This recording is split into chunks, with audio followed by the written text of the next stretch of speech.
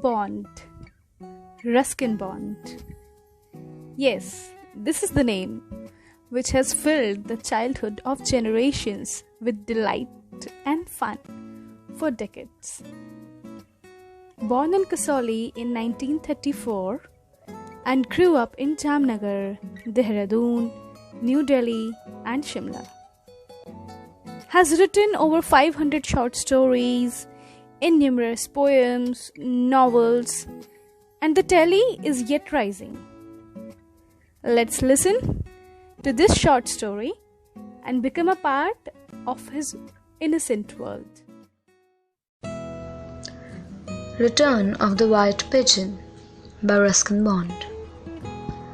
About 50 years ago, on the outskirts of Dehradun, there lived a happily married couple, an English colonel and his beautiful Persian wife. They were both enthusiastic gardeners, and their beautiful bungalow was covered with bougainvillea and gullefanos, while in the garden the fragrance of the rose challenged the sweet scent of the jasmine. They had lived together many years when the wife suddenly became very ill. Nothing could be done for her. As she lay dying, she told her servants that she would return to her beloved garden in the form of a white pigeon, so that she could be near her husband and the place she loved so dearly. The couple had no children, and as the years passed after the wife's death, the colonel found life very lonely. When he met an attractive English widow a few years younger than himself, he married her and brought her home to his beautiful house. But as he was carrying his new bride through the porch and up the veranda steps, a white pigeon came fluttering into the garden and perched on a rose bush. There it remained for a long time, cooing and murmuring in a sad, subdued manner. Every day it entered the garden and alighted on the rose bush, where it would call sadly and persistently. The servants became upset and even frightened. They remembered their previous mistress's dying promise, and they were convinced that a spirit dwelt in the white pigeon. The colonel's new wife heard the story, and she was naturally upset.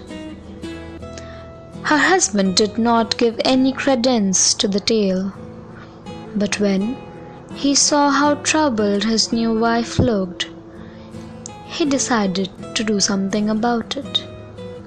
And so one day, when the pigeon appeared, he took his rifle and slipped out of the house, quietly making his way down the veranda steps.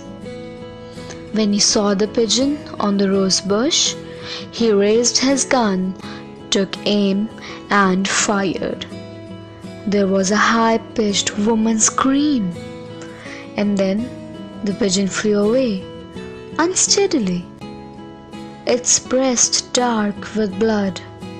Where it fell, no one knew. That same night, the colonel died in his sleep. The doctor put it down to heart failure, which was true enough, but the servants said that their master had always kept good health, and they were sure his death had something to do with the killing of the white pigeon. The colonel's widow left Dehradun, and the beautiful bungalow fell into ruin. The garden became a jungle, and jackals passed through the abandoned rooms.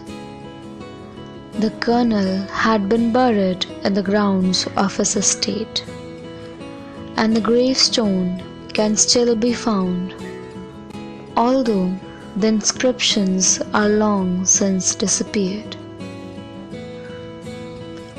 Few people pass that way, but those who do say that they have often seen a white pigeon resting on the grave, a white pigeon with a crimson stain on its breast.